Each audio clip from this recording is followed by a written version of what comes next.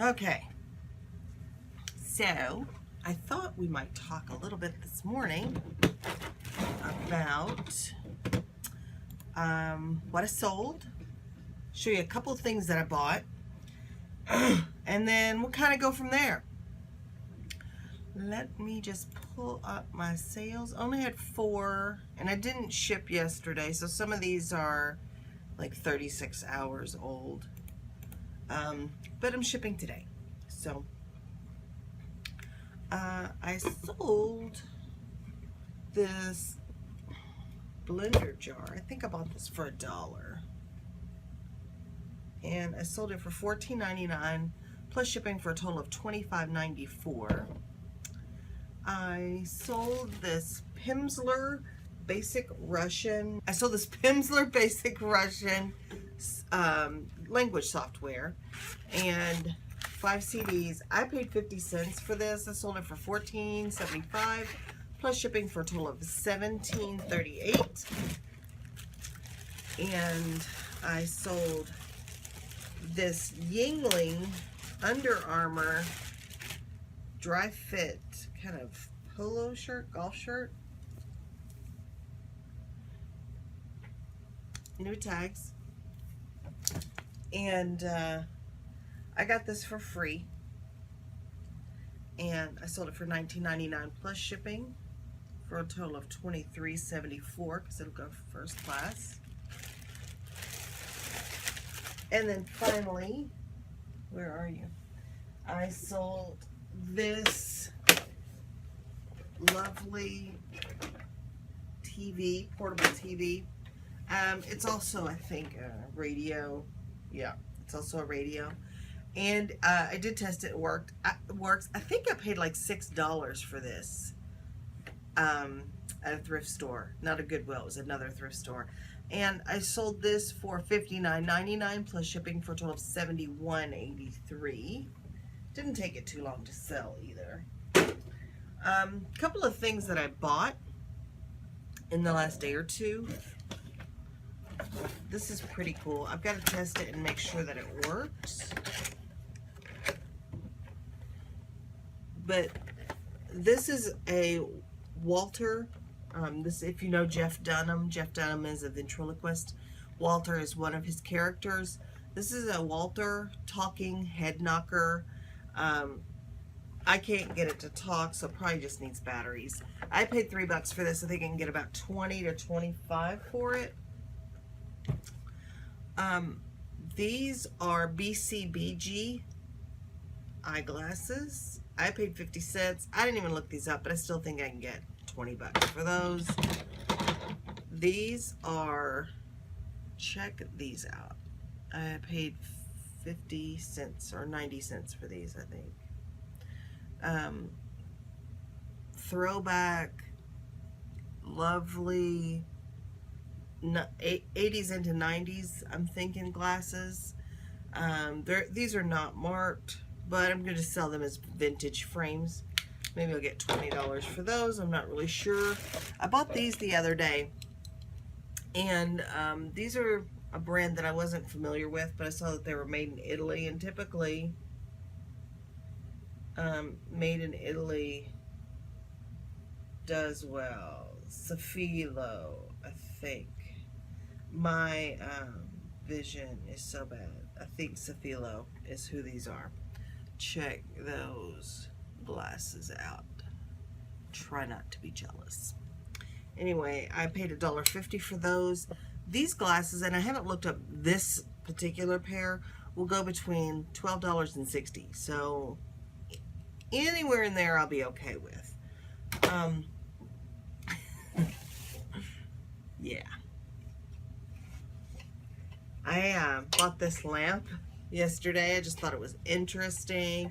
It's not a very expensive quality, but I thought it was interesting. I paid $5 for it. I'm going to try and get about 20 to 25 out of it. It's just a desk lamp for, you know, like that cabin lodge theme. I thought that would be interesting. And then finally, I got this New York Yankee Stadium 500-piece puzzle. It is sealed. I didn't look it up. I paid 99 cents for it, $20 maybe. I'm hoping I can get for it. So there we go. That's what I bought. I haven't been aggressively buying. Oh, forgot to show you this. Excuse me. Paid $6 for this guy. I think all of the pieces are there. I usually get 30 to 40 for these, just depending. This one looks like it's vintage. Oh, it's 1991. It's stamped on the back. So I'm gonna try and get about 40 bucks out of these. That I have sold every one of these I bought. And this almost looks like it says the Bible connection on the back, but I don't. It's kind of blurred, so I'll have to look it up. It is made in the USA, and yeah, very country, very kitschy. So those are always good money for me. All right, that's what I sold. I'm gonna get this stuff packaged up to get it shipped. Mailman will be here in a little while, and then I'm gonna come back and we're gonna talk. So I thought I would show you this morning how I am going to ship that old TV unit. And the first thing that I've done is shrink wrapped it, and I put my business card here. I also put a little note letting them know that the cord is in the battery compartment, so that they're not messaging me asking where the cord is. And now I'm going to wrap this in this larger bubble wrap. So once I get that, I will show you the completion of that. All right. So now I've got this wrapped in bubble wrap, and it's got enough bubble wrap on it when you cannot feel the corners of your unit. So if you can't feel the corners, you're good. If you can feel the corners, you need to put some more bubble wrap around it. So now I'm just going to get this put in a box, and I'm probably going to have to cut a box down. So I will cut a box. I will cut a box. Anyway, I guess I could show you guys how I do that. So I'll be right back with you. All right, so I have my unit in my box here. There's a little buckle in it right here, but I'm not worried because that's bubble wrap that's causing it to buckle, and I want it to be nice and secure in the box, which it is. So we're going to take our handy dandy box cutter here, fold the flap over, and find the right height. That looks about like it, and just run this along the inside of all 5 areas here.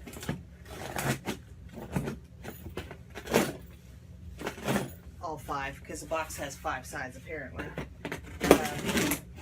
We'll just do all 4. How's that? And then take our handy dandy box cutter and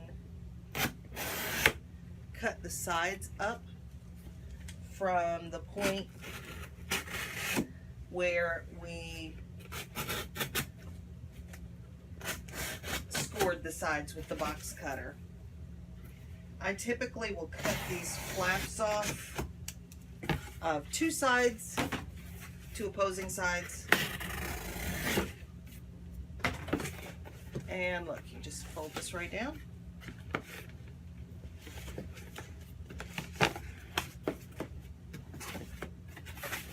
And bada bing, bada boom. It's not perfect because my scoring wasn't perfect, but it still should be okay. So I'll just tape up the top of this, and I'll tape it pretty good. And it'll be good to go. Alrighty. Okay, so I got everything shipped and out on the porch and waiting for the mailman, and I kind of worked through a couple of things, but I thought what I would start doing, because I had such great response from the video where I kind of highlighted the 1977, is that I would start doing a Flashback Friday as was recommended in one of the comments, and I love that. But I'm out of town Friday this week, so I thought I'd go ahead and do it today a little early, and then we'll just continue this every Friday that I'm able to. It's fun for me to do, and you guys seem like you enjoyed it. So the year that popped into my brain most significantly this time was 1983. And I'll go back in time and then back to the future, but then back in time and then back to the future in some other videos. But 1983, not so long ago, but it feels like a million years, doesn't it? So let's just jump right into this. In 1983, President Reagan was the President of the United States, which is why he had the name President Reagan. Otherwise, he would just be called Ronald Reagan. George Bush was Vice President, and Tip O'Neill was the Speaker of the House. And if you've ever seen a picture of Tip O'Neill, he looks like Steve Bannon's dad, but I digress. They may not have anything in common at all. There's just a resemblance. Check it out. Go look at a picture of Tip O'Neill. The musical Annie is performed for the last time after 2,377 shows at the Alvin Theater on Broadway in New York. Kilauea begins to erupt on the Big Island in Hawaii, and apparently that's that direction because I'm pointing over there, but I have no idea which way Hawaii is in the basement, and it is still flowing to this day. Apple releases the Apple Lisa computer. Never heard of it until I started doing this research. But apparently the Apple Lisa personal computer is a bolo, because I looked up some solds on eBay, and in good working condition she can go for about $2,500. Her parts and components sell for much less, but it might be something worth checking out if you ever come across old Apple components. The Washington Redskins defeat the Miami Dolphins 27-17 in Super Bowl 17. The final episode of MASH airs, and it's a new record for the most watched TV broadcast in history. Everybody watched that show. Everybody. People stopped what they were doing and they watched the last episode of MASH. MASH had been on, I think, for about 20 years when it ended, and it was just a groundbreaking show in that it really spoke to the war in Vietnam by talking about the war in Korea. So it was kind of an interesting concept, and it was so heartbreaking and funny. One of the funniest shows on TV. So anyway, that final episode was in 1983. Michael Jackson performs a dance, his new dance, at the Motown 25, and that dance will forever be known as the moonwalk, and every person in history has tried to do it, and I do it not so well. Sally Ride becomes the first American woman in space. Guy Bluford becomes the first African American in space, and this 1983 was kind of a cool year for African Americans. A lot of things happened. Vanessa Williams became the first African American woman to win Miss America, and President Reagan signed a bill honoring Martin Luther King Jr.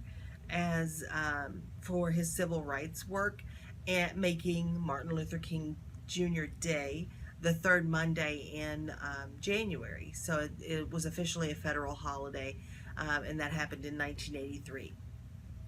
Tom Brokaw becomes the lead anchor for NBC Nightly News, and I still can hear his voice in my ears. Richard Noble sets the new land speed record of 633.468 miles per hour in the Thrust 2, and that happened in the desert in Nevada. I never know how to say that. Nevada. It was a British designed jet propelled car. I can only get up to about 100 in my Jetta, and it's a jet propelled car, but again, I must digress. The Baltimore Orioles whipped the Philadelphia Phillies 5-0 in Game 5 to win the series 4-1 in the World Series. Microsoft Word was first released, and I want you to think about that for a second. In 1983, Microsoft Word was released. Think about life without Microsoft Word, and you may not use it a great deal at home. I mean, I do, but I had office jobs where I could not function without Microsoft Word, and it changed the way that we create documents forever, and that has evolved over the years. But yeah, 1983. In 1983, Jesse Jackson announced his candidacy for the 1984 Democratic Party presidential nomination. Alas, he did not win. Michael Jackson's music video Thriller is broadcast for the first time, becoming the most repeated video of all time, increasing Michael's popularity and skyrocketing the sales of his album Thriller. And man, what an album that was. And just the fashion, how that influenced fashion with the red and black or red leather jacket with all the zippers. Remember that? All the zippers, zippers everywhere. That video was actually published on YouTube on Michael Jackson's Vivo channel in 2009, and since then it has had over 417 million hits. So still a very popular video, and I think it's probably one of the longest videos too. I think it's in excess of, I can't remember if it's over 7 minutes or over 10 minutes, but it's a pretty long music video. Something happened in 1983 that changed the course of my life. A couple of things. One was McDonald's introducing the McNugget. It's a McNot food. It is McNot food. However, if you put barbecue sauce on it, you can eat those. And I've eaten many a McNugget in my day. Drug Abuse Resistance Education, or DARE, that program was launched in the United States, and I know that you guys have seen those t-shirts and have seen those bumper stickers, Dare to Care. Another thing that changed my life was Carrie Mullis discovered polymerase chain reaction, or PCR, while working for CETUS, and that actually saved my life. In 2001, I was diagnosed with melanoma, and it was really serious, and they took out some lymph nodes under my arm, sent those off for polymerase chain reaction testing, found that there were cancer cells in those lymph nodes, and I was treated appropriately for that. Had that test not been available, I may not be here today. The Dodge Caravan and the Plymouth Voyager began production at Chrysler, and oh my goodness, how the Dodge Caravan has changed lives. I mean, those were the days when the minivan was just getting popular. I think this was probably one of the first minivans, and man, could families, I mean, okay, so when I was a kid, we usually had a pickup truck. I don't know why, there were 7 kids, but anyway. And I would usually find myself sitting in the floorboard at my mom's feet, kind of down in there, because, car seats, who heard of car seats, right? But anyway, so the minivan forever changed lives, and it started in 1983 for Dodge with the Caravan and the Plymouth Voyager. Kellogg's introduced Crispix cereal in 1983. And Cabbage Patch Dolls made their debut in 1983, and their popularity led to riots. And I was actually watching some video about that. People were really unkind to each other. They were really shitty, actually, pardon my language, to each other, and they have continued to be over other toys. But this, I don't remember this happening before, where people would run over other people. There were ladies that, people had injuries because of the Cabbage Patch doll. So, I